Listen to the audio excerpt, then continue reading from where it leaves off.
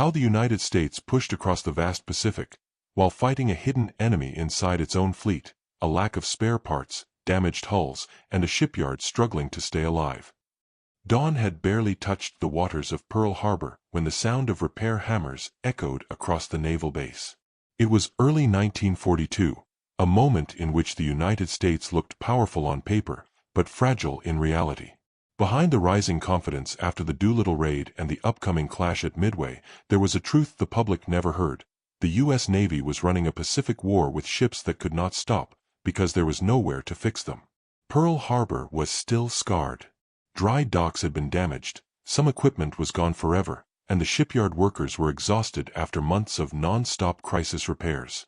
The U.S. had aircraft carriers, Enterprise, Hornet, Yorktown, but each one carried battle scars that should have required weeks of maintenance.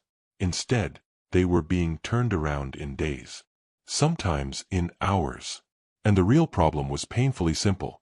The United States had entered the Pacific War without a repair infrastructure capable of supporting a fast-moving carrier fleet.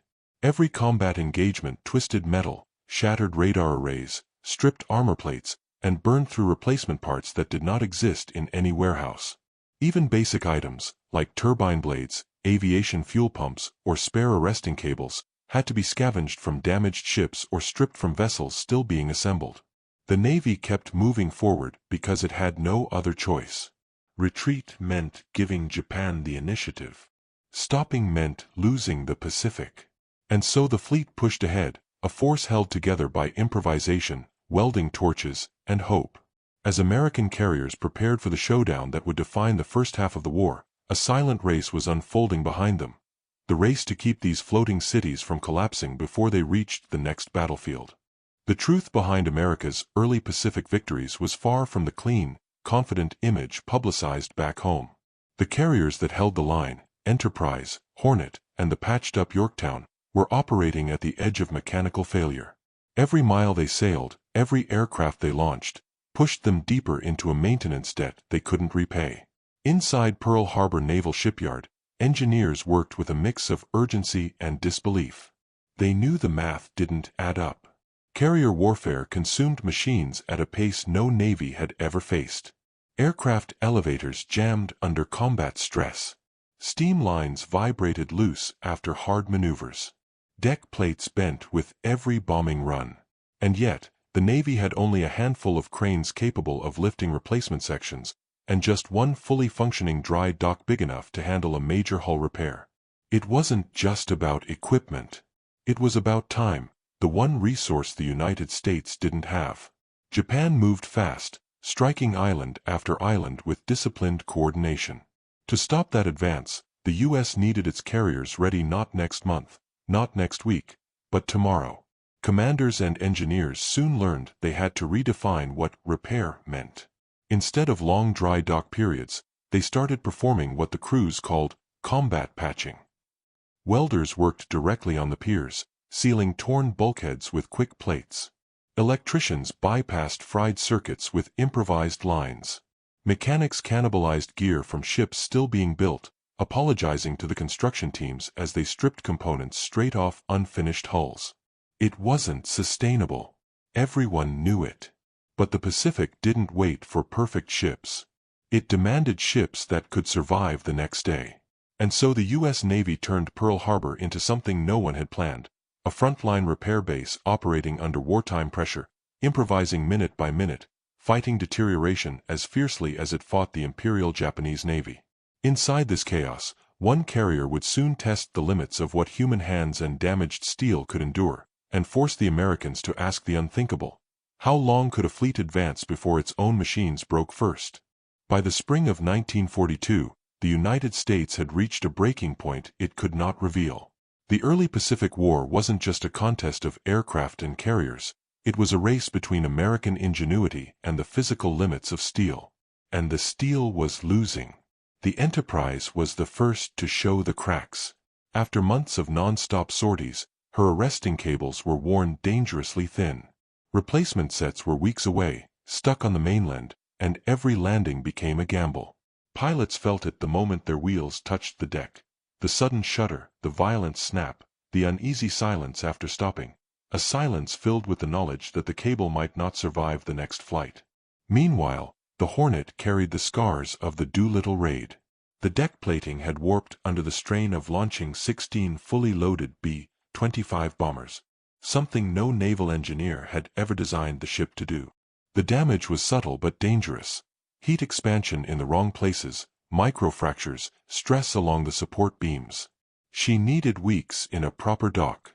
She got 14 hours tied to a pier, with crews welding through the night by floodlights. Then there was the Yorktown. Hit at the Battle of the Coral Sea, she should have been written off for weeks of repairs. Instead, Admiral Nimitz walked the damaged deck, looked at the torn steel, and asked one question: "Can we make her fight in 3 days?" The answer should have been no. But this was a war without alternatives. And so came the impossible repair, a whirlwind of noise, sparks, and sleepless labor. Over 1,000 workers swarmed the ship, performing procedures that normally required dry docks and specialized equipment.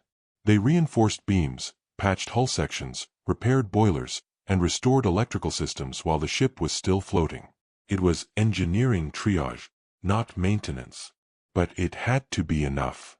Behind every rushed fix was a deeper tension. The Navy was consuming itself. Spare pumps, valves, fire control parts, everything came from cannibalized vessels or improvised machine shop work. And with every shortcut, every emergency patch, the long-term cost grew. The U.S. Navy wasn't racing Japan at this stage. It was racing entropy, and entropy was gaining. Next came Midway. And the question no one dared voice: if one more carrier suffered critical damage, what would be left to fight with? Midway was not just a battle of carriers and code-breaking. It was the moment when every weakness the United States had tried to hide finally came into the open. The Japanese attacked with a fleet that was fully maintained, fully supplied, and fully prepared. The Americans met them with ships patched together, parts borrowed from unfinished hulls, and crews who knew their machines were running on borrowed time. The Yorktown, rushed out of Pearl Harbor with repairs that should never have worked, was the proof of how thin the margin really was. Her patched bulkheads held, barely. Her boilers, repaired under impossible deadlines, pushed the ship to speed. Her elevators, reinforced by emergency bracing, lifted aircraft that no engineer could guarantee were safe to move. Every officer on board understood it. She was a functioning miracle, held together by the determination of the workers who had refused to let her die. Yet even before the first Japanese dive bomber came into view, the Yorktown was in trouble. Her radar, essential for early warning, had intermittent failures. Wiring had been replaced in a rush, and the combat vibrations rattled loose several connections. Mechanical crews scrambled below decks while pilots launched above them, racing to restore systems that might fail again at any moment. And still, she fought. When the first bomb struck, the shock ran through the ship like a physical reminder of all the shortcuts taken to bring her back to sea. Plates flexed where they should have held rigid. Bulkheads rang like drums. Exhaust systems shuddered. But the repairs held long enough for the crew to react, control the fires, restore power, and rearm aircraft for another strike. What most histories don't say is this: the U.S. won Midway not because its carriers were stronger, but because its engineers had bought just enough time. The Enterprise and the Hornet fought without the maintenance they desperately needed. Their fuel lines were aging. Their arresting gear was stretched thin. Their pilots landed on decks that weren't fully level anymore. None of it was ideal. All of it was dangerous. But the alternative was losing the Pacific. The irony was painful. Japan believed it was fighting America's industrial might. In reality, it was fighting a fleet held together by late-night welding, scavenged parts, and the refusal to surrender a single ship. Midway was a victory, but it was also a warning. A warning that the U.S. Navy could not keep winning like this. Because after the smoke cleared, one truth became impossible to ignore. The carriers that had saved the Pacific were breaking faster than Pearl Harbor could repair them. In the weeks after Midway, the United States found itself at a crossroads. The victory had been decisive, but the cost was hidden in the hulls and engines of the surviving ships. The Pacific Fleet had pushed beyond the limit, and everyone knew it. What came next would decide whether the U.S. could sustain the momentum or collapse under its own mechanical exhaustion. The first shift happened quietly. Engineers and officers gathered in cramped rooms inside Pearl Harbor, spreading blueprints across tables scarred by months of emergency work. They weren't planning battles. They were planning survival. What the United States needed wasn't just more ships, it needed a new way to keep those ships alive. And so, Pearl Harbor Naval Shipyard transformed almost overnight. Machine shops that once produced basic fittings began manufacturing complex components normally made in continental factories. New foundries heated the night sky as they cast replacement valves and deck plates. Electricians rewired entire sections of the yard to power a surge of new equipment.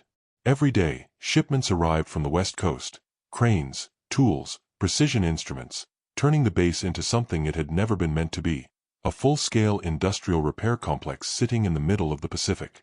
But the real innovations came from the people. Welders developed faster, safer methods to replace damaged hull segments at sea level, without dry docking. Mechanics created modular repair kits, sets of parts that could be swapped into different classes of carriers in minutes instead of hours. Damage control specialists designed new training routines that simulated real combat conditions, pushing crews to handle fires, flooding, and electrical failures with almost machine-like coordination. The Navy also began experimenting with forward repair ships, floating workshops equipped with lathes, forges, and spare machinery.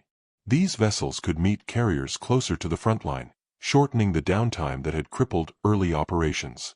For the first time since the war began, the fleet wasn't just fighting.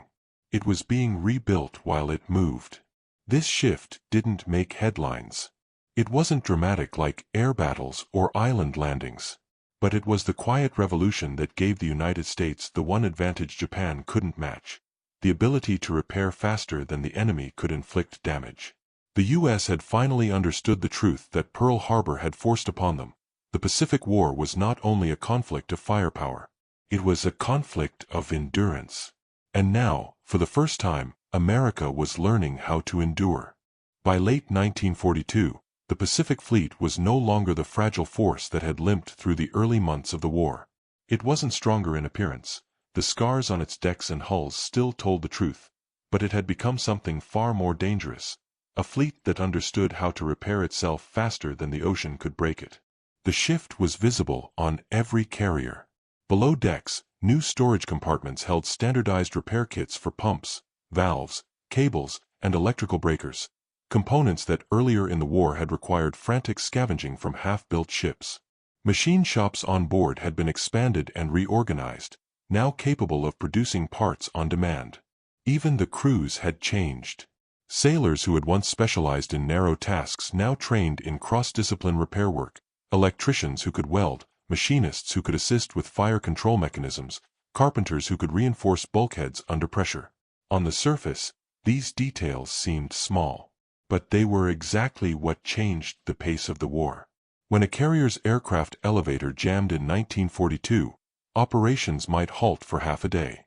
By 1943, the same malfunction could be fixed in 40 minutes. When a fuel line ruptured after a hard landing, the ship no longer had to wait for port. A repair team replaced the segment with prefabricated sections stored specifically for emergencies. And when bomb fragments tore into communication wiring, crews could reroute systems in minutes using new modular connection panels developed in Pearl Harbor's revamped workshops. The carriers themselves began operating differently. They moved with more confidence, pushing deeper into contested waters because their commanders no longer feared every mechanical failure. They launched more sorties, accepted rougher seas, and held formation through harsher maneuvers, all because the backbone of the fleet, the maintenance that kept everything alive, had finally caught up to the demands of war. It wasn't glamorous. It wasn't heroic. It was discipline, planning, and a growing understanding that victory in the Pacific would not be decided only by pilots or admirals, but by the thousands of unseen hands that kept metal and machinery from falling apart. Japan still had seasoned crews and powerful ships. But the United States was building something the Japanese Navy could no longer match: a system capable of taking damage, repairing it, and returning to battle with almost impossible speed. For the first time, the Pacific Fleet wasn't just surviving. It was gaining momentum, and the ocean itself no longer felt like an enemy. By early 1943, something fundamental had changed in the Pacific.